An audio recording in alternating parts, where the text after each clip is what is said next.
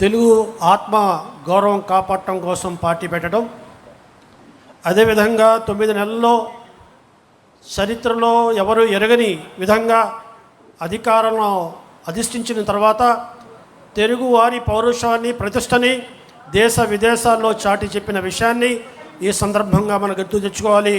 అదే విధానంలో, అదే పందాలో నారా చంద్రబాబు నాయుడు గారు మరి యువతలో ఆత్మవిశ్వాసాన్ని నింపారు, ఆత్మస్థైర్యాన్ని కల్పించారు. ఐటీకి బంగారు భవిష్యత్తు ఉందని ముందుగా గ్రహించి ఉన్నత విద్యని మరి యువకులకి అందుబాటులో తీసుకొచ్చి అనేక లక్షల మందిని మరి ఇంజనీర్లుగా మరి అవకాశం కల్పించి వాళ్ళని దేశ విదేశాల్లో వాళ్ళు మరి ఆర్థికంగా నిలదొక్కునే విధంగా ఉద్యోగ అవకాశాలు కల్పించి ఆత్మస్థైర్యాన్ని నింపిన విషయాన్ని కూడా ఈ సందర్భంగా మనం గమనించాలి. ఎన్టీ రామారావు గారు ఆనాడు సమాజమే దేవాలయం, ప్రజలే దేవుళ్ళని నినాదానికి కొనసాగిస్తూ ఈనాడు నారా లోకేష్ బాబు గారు మరి ఈనాడు పార్టీలో చురుగ్గా వ్యవహరిస్తూ పార్టీని మరింత పటిష్టం చేయడానికి కృషి చేస్తున్న నారా లోకేష్ గారు మరి కార్యకర్తే పార్టీ అధినేత అని నినాదం ఇవ్వటం కాదు, దాన్ని ఆచరించి చూపెట్టిన విధానాన్ని కూడా మనందరం కూడా గమనించవలసిన అవసరం ఉంది.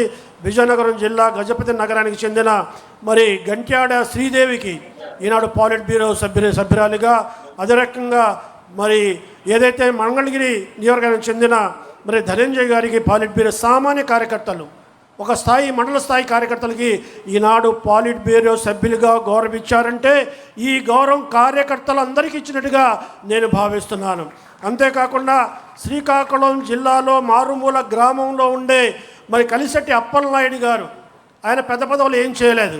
అదే రకంగా కర్నూలుకు చెందిన నాగరాజు గారు, ఆయన కూడా సామాన్య కార్యకర్త. అతనికి ఇద్దరికి కూడా ఎంపీగా పార్లమెంట్లో పోటీ చేసి పార్టీ తరఫున పార్లమెంటుకు పంపించిన ఘనత కూడా ఈనాడు తెలుగుదేశం పార్టీకే దక్కిందని సందర్భంగా మనం చేస్తున్నాం. మరి చంద్రబాబు నాయుడు గారు కంప్యూటర్ని ఎప్పుడో గుర్తెరిగారు.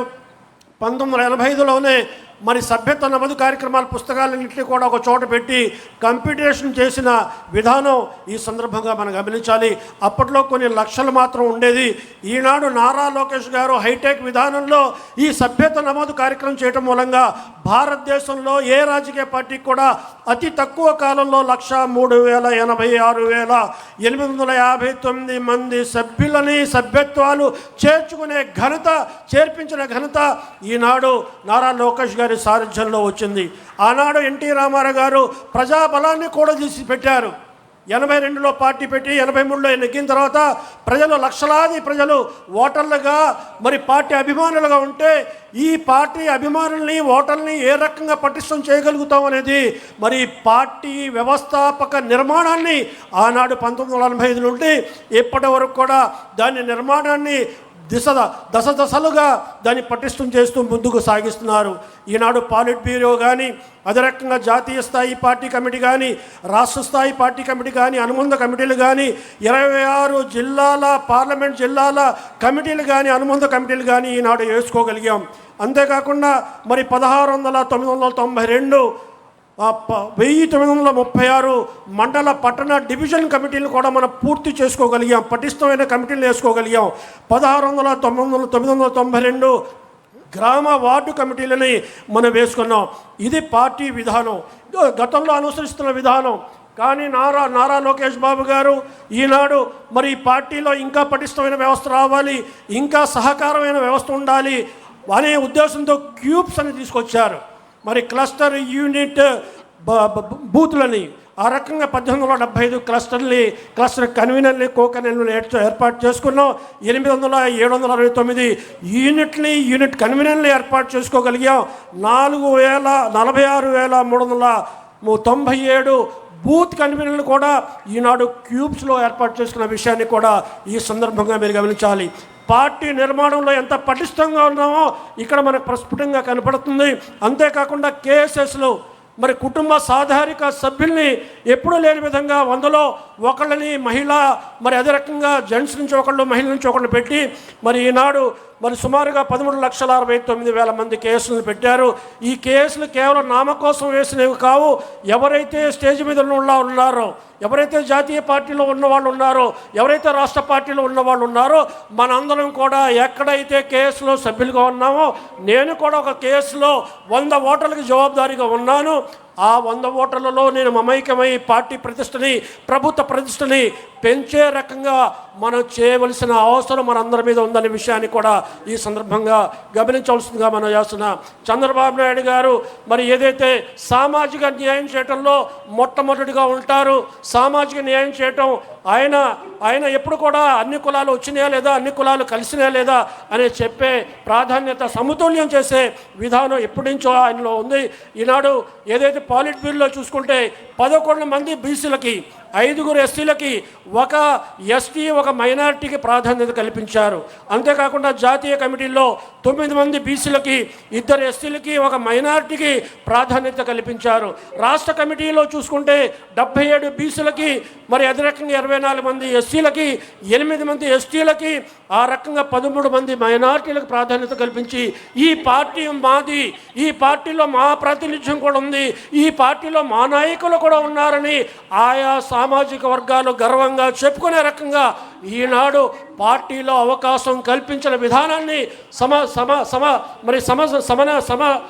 సమాజంలో సమన్వయం చేసిన విధానాన్ని కూడా ఈ సందర్భంగా మీరు గమనించాలి. పార్లమెంటు కమిటీలో కానీ, మండల పట్టణ డివిజన్ కమిటీలో కానీ 50% బీసీ, ఎస్సీ, ఎస్టీ, మైనారిటీ మహిళలకి కేటాయించాలని నియమాన్ని ఈనాడు తూచా తప్పకుండా అమలు చేసే రకంగా చంద్రబాబు నాయుడు గారు ప్రత్యేక దృష్టి సారిస్తున్నారనే విషయాన్ని ఈ సందర్భంగా మనవి చేస్తున్నాను. ఈనాడు కమిటీలు నిర్మాణం చేసుకోవడం కాదు, ఆ కమిటీలు మెరుగైన పనితనం ఉండే రకంగా ఈనాడు చూడాలి. చంద్రబాబు నాయుడు గారు ఎప్పుడు చెప్తుంటారు, పై స్థాయి నుండి కింద స్థాయికి ఏదైతే ఆదేశాలు ఇస్తుంటామో, ఏదైతే కార్యక్రమాలు ఇస్తుంటామో, ఏదైతే ప్రోగ్రామ్స్ ఇస్తుంటామో, రాష్ట్ర స్థాయి నుండి పార్లమెంట్ స్థాయికి, పార్లమెంట్ స్థాయి నుండి మండల స్థాయికి, గ్రామ స్థాయిలకు చేరాలి. అదే రకంగా గ్రామ స్థాయిలో జరుగుతున్న చర్చల్ని మండల స్థాయి వాళ్ళు చర్చించాలి, ఆ సమస్యలు పరిష్కరించాలి. మండల స్థాయి వల్ల కాకపోతే శాసనసభ్యులు, ఇన్ఛార్జీలు చర్చించాలి, ఆ సమస్యలు తీర్చాలి. వాళ్ళ వల్ల కాకపోతే పార్లమెంటు స్థాయిలో ఈనాడు ఇన్ఛార్జ్ మంత్రులు పెట్టారు. DDRC కంటే ముందు జిల్లా సమన్వయ కమిటీ సమావేశం పెట్టుకుని ఆ జిల్లా సమన్వయ కమిటీ సమావేశంలో ఏవైతే సమస్యలు గ్రామ స్థాయిలో, మండల స్థాయి నుంచి వచ్చాయో ఆ సమస్యల్ని చర్చించి వాటిని పరిష్కరించే రకంగా కృషి చేయవలసిన బాధ్యత ఈనాడు ఈ కమిటీల మీద ఉంది. 2 ways ప్రోగ్రాం, పైనుంచి కిందకి, కింద నుంచి పైకి, ఆ రకంగా రాష్ట్ర స్థాయిలో కూడా ఏవైతే సమస్యలు మరి మండల స్థాయి నుండి, పార్లమెంట్ స్థాయి నుంచి వచ్చాయో మరి ఆ సమస్యల్ని అవసరం అనుకుంటే రాష్ట్ర స్థాయిలో మరి పాలిట్ బ్యూరోలో కూడా చర్చించి మరి వాటిని పరిష్కరించే ఆలోచన చేసే విధానం మనలో ఉందనే విషయాన్ని ఈ సందర్భంగా మనం చేస్తున్నా. ఈనాడు ఈ కమిటీలను బలోపేతం చేసుకోవడమే కాకుండా వాటి పనితీరుని మెరుగుపరచడానికి అవసరమైన ఒక పార్టీ కార్యాలయాలు కావాలి. ఈనాడు రాష్ట్ర పార్టీ కార్యాలయం బ్రహ్మాండమైన జాతీయ పార్టీ కార్యాలయం అన్ని సౌకర్యాలతో, అన్ని సదుపాయాలతో మనం నిర్మించుకున్నాం. అదే రకంగా 26 జిల్లాలకి, ఈనాడు 2 జిల్లాలు కలుపుకుంటే 28 జిల్లాలకి, 2 జిల్లాలకి ఈనాడు పార్టీ కార్యాలయాలు ఉన్నాయి. ఇంకా 6 జిల్లాలకి పార్టీ కార్యాలయాలు ఏర్పాటు చేసుకోవడానికి శంకుస్థాపన జరిగింది, నిర్మాణం కొనసాగుతుంది. 6 జిల్లా పార్టీలకి, పార్లమెంట్ పార్టీలకి ఆమోదం ఇచ్చారు. రాబోయే రోజుల్లో 28 జిల్లాలకి జిల్లా పార్టీ కార్యాలయాలు ఏర్పాటు చేసే దిశలో ఈనాడు పార్టీ నిర్ణయం తీసుకుంటుంది. 175 నియోజకవర్గాలలో కూడా పార్టీ కార్యాలయాలు ఉండాలి. పార్టీకి ఎమ్మెల్యేలు వచ్చారు, ఎమ్మెల్యేలు పెద్ద కార్యం లేకుండా పోకూడదు. ఒక సొంత పార్టీ కార్యాలయంలో ఉండాలని కూడా నిర్ణయించి రాబోయే రోజుల్లో కూడా 175 కార్యాలయాలను ఏర్పాటు చేసుకోవడానికి ఈనాడు పార్టీ ఉపక్రమిస్తుంది, ఆలోచన చేస్తుందనే విషయాన్ని కూడా ఈ సందర్భంగా గమనించాల్సిందిగా మనం చేస్తున్నాం. కాబట్టి ఇటువంటి పటిష్టమైన పార్టీ నిర్మాణ వ్యవస్థ ఉన్నప్పుడు, ఇన్ని లక్షలాది మంది మన నాయకులు, కార్యకర్తలు ఉన్నప్పుడు మనం రాబోయే రోజుల్లో పార్టీని విజయపందాలో నడిపించడానికి మనం ప్రయత్నం చేయవలసిన అవసరం మన మీద ఉందని ఈ సందర్భంగా మనం చేసుకుంటూ, ఈ అవకాశం ఇచ్చిన పెద్దలకు తెలుపుకుంటూ సెలవు తీసుకున్న జై తెలుగుదేశం, జై చంద్రబాబు నాయుడు.